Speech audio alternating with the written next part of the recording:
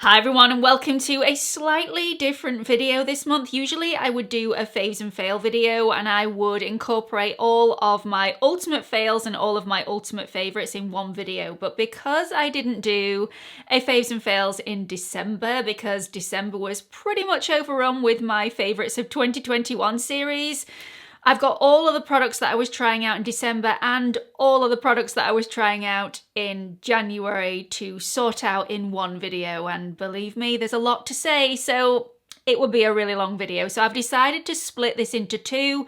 We've got the fails of January 2022 and we've also got the favorites coming up on Friday, so do stay tuned for that. There's a lot of them. I have had a blessed month. But that being said, there are also quite a few fails that we need to discuss. So let's get straight on with it. If you're new here, hi, my name's Gemma. I upload new videos on YouTube every single week. I'm also on Instagram if you fancy checking me out over there. And I'd really appreciate it if after this video you found it helpful in any way. You consider clicking on that subscribe button and coming and joining the Pampered Wolf Pack. They are the best subscribers in the entire world. Hands down, no arguments. Okay, so there are some fails in this video that may shock one or two of you, but we will get to that in a little while. We're going to start off quite slow and steady, and we're going to end with some humdingers. Please remember that these are my personal opinions. If you love some of these products, that is absolutely fantastic. I am glad you can get them to work for you. It's my personal opinion. These are how they work for me or don't work for me, as the case may be. So let's jump straight into the first product. This is from number 7 and it's the Lash Extender Fiber Mascara. I did not get on with this in any way, shape or form, apart from I quite like the applicator. That's pretty much it. So I actually dodged a bullet with this. When I went in to browse through Boots to see if there was anything new out, they had an offer on this because it was release day. So you could get 2 for £15 or 1 for £9.99, which is a really good offer, isn't it? For some reason, I didn't take them up on the offer that day. Usually I do because I give one to my mum and I keep one for myself. I do not want 2 of these. And I don't think my mum would want this either. Although she hasn't tried this yet, I will pass it on to her. Maybe she'll have more luck with this than me. If you really like this after you've tried it, please let everybody know your experiences in the comment section below, because this is just my opinion, but this did nothing for my lashes. This didn't curl my lashes. This didn't give any volume to my lashes. This didn't lengthen my lashes. The only thing it did was add a little bit of colour to my lashes to make them stand out a little bit more. The positives to this, I really like the wand. I do. Really easy to use, grabs every single lash, keeps all the lashes separated, but yeah, that's where the positives end for me. So on the back of the packaging it says, stretch your lashes to new lengths with this fibre-infused formula, expertly formulated so lashes appear instantly volumized and stretched. No, no, and no. Next fail. This is from Revlon, and you all know how much I love Revlon as a brand. I think it's just sprung from the ashes out of absolutely nowhere, and all of a sudden they're bringing out amazing product after amazing product. I just adore the brand, but not so much this particular product. This is the Revlon Color Stay Brow Fiber Filler. Now they do this in lots of different shades, or you can opt for the clear shade, which I've gone for. You may remember, if you watch every single one of my videos, and thank you by the way, ages ago, I remember trying out a fiber brow filler in a shade, maybe it was ash brown or one of them, and the shade wasn't particularly right for me. And my personal preference with a brow gel is a clear brow gel. And in that video, I remember saying, I wish somebody would bring in a fiber brow filler without a color to it, without a shade. I want it to be clear. I want it to bulk up my brows, but I don't want there to be any pigmentation to it. They heard my calls, what can I say? And yeah, I don't like it. I'm gutted. Now, there may be a possibility that I will like one with a shade to it, so I'm going to go out and buy that and see whether that is any better for me, but this didn't actually work for me. Didn't style my brows, it didn't really coat them evenly either. It's a pretty weird consistency. It's gloopy and also a bit chalky, and I'm not quite sure if that makes sense. It's got a little bit of a silicone slip to it, so it doesn't hold. But it also turned my brows a whitey tinge, so it's not completely clear. It's more white, and that was not a good look for me. So I am going to try the one with a shade to it. I'll try a couple of them and see whether my opinion changes in any way. But yeah, this didn't work for me on any level. It didn't hold. It did fill out my brows, but it turned my brows white. So yeah. Another fail for me was from Maybelline. This is the Tattoo Brow Lift Stick. If you haven't seen this before in the UK, it is a relatively new launch. I'm not quite sure if it's been around for ages. In the US, it generally has by the time it pops up in the UK. But yeah, I had high hopes for this and I was seriously let down. So on one end, you get a product that resembles a bit of a glue stick that you are supposed to push in your brows and wipe in the direction that you want your brow hairs to be styled. And then there is a brush on the other end for you to comb and really push the hairs back to the skin, to stick them back to the skin and really fix them in place. The problem that I had was the end that looks like a glue stick isn't actually that sticky. This would work so much better for me if this had more hold. This again feels quite silicone to the touch, so it doesn't have a lot of hold to it. Not as much hold as I am used to anyway. The problem with this not being sticky and also having a silicone feel to it is when you brush it through with the little brush on the other end, the brush picks up a lot of the products and removes a lot of the product from the brow. So again, you're applying it and then you're removing it, which makes no sense whatsoever. So after I'd struggled on day one and got no result whatsoever, I mean, it had zero hold, I tried to completely ignore the brush on the end. I really whacked this in my brow as much as physically possible and pushed my brows back to the skin to stick them in place with my finger so not to remove as much of the product. That also didn't work for me. It had no hold whatsoever. So I'm not quite sure what this is supposed to do. It styled them slightly, so they were slightly fluffier than they were before, but nothing like is my preference. So if you want a slightly fluffier brow, you may really like this, but it definitely wasn't for me. This next product may be a surprise to some of you, especially those of you who know my absolute adoration for anything Chanel. I adore Chanel products. I've just done a full face of limited edition Chanel. I will link that up here for you if you haven't seen it already, and also at the end of this video, if I remember by the time we get to the end of this video. So I usually love everything Chanel. It just gives me that feeling, those goosebumps, butterflies in my stomach. This did not do it for me. I've tried and tried and tried to get the best out of this, and I've come to terms with the fact that I don't have to like everything that Chanel brings out. It just is what it is. Now, usually Chanel products go through rigorous testing so that by the time their products go to market, they are 100% perfect. I am not saying that this is not 100% perfect and what they actually envisaged from this product. I am saying it is just not for me. This is not my personal preference. This is one of the multi-sticks in the limited edition shade, what is it called? Enzola, I think that's how you pronounce it, but don't quote me on that.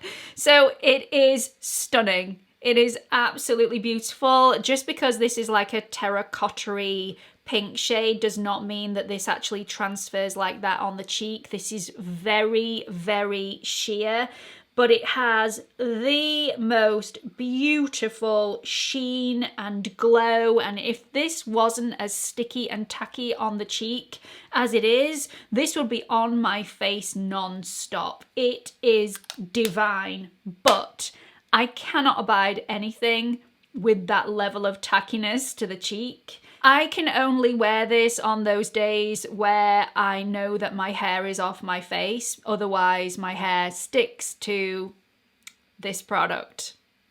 And I really don't like that. It's not for me. I do know a few people that love that wet look. And if that's the case, you may be able to put up with the tacky feeling on the surface of the skin. I myself cannot. The next products were a complete and utter disappointment for me, for the main reason that I'd seen these reviewed several times and most people have very positive things to say about them. I have a completely different experience with these, so if you were thinking about buying these, please don't let my opinion dissuade you too much. Go and watch some of the other reviews and then make your opinions based on a collective of those reviews. These are the Anastasia Beverly Hills, what are they called? Satin lipsticks. It's a new formulation. I got the shades Butterscotch and Warm Peach. The shades are stunning. Absolutely stunning, which is another reason why I'm gutted, because they're just lovely. Really, really lovely. The consistency of these is nice. They also apply really nicely to the lips. They feel really nice and hydrating on the lips. But for me, these are not pigmented enough. These have more of a good balm pigmentation, which for a bullet lipstick, I don't think is good enough. I like to apply a bullet lipstick and do one pass and have enough pigmentation on the lips to last me. I have to do 2, 3, sometimes even 4 passes on the lips to get a decent level of pigmentation, and to me that's not good enough. They do feel nice, like I said, on the lips, but also these have to be applied on my lips personally when there are no other products in sight. So if I've applied a little bit of a lip balm beforehand, these do not play well with any sort of lip balms. These have to be applied to a bare lip. Otherwise, I've found that these separate and look hideous on the lips. They also try and get away from the inside of the mouth, and I got a line of lipstick which was really, really not a flattering look. I filmed the other day wearing one of these lipsticks and I had to stop filming several times during the filming period to remove it and apply it again. And yeah, that level of unpredictability is not for me in a lipstick. I am not one of those sorts of people that likes to look in a mirror several times an hour to check if my face is still 100% present and correct and still flawless. I like to apply my makeup first thing in the morning, and generally I don't look at my face for hours afterwards.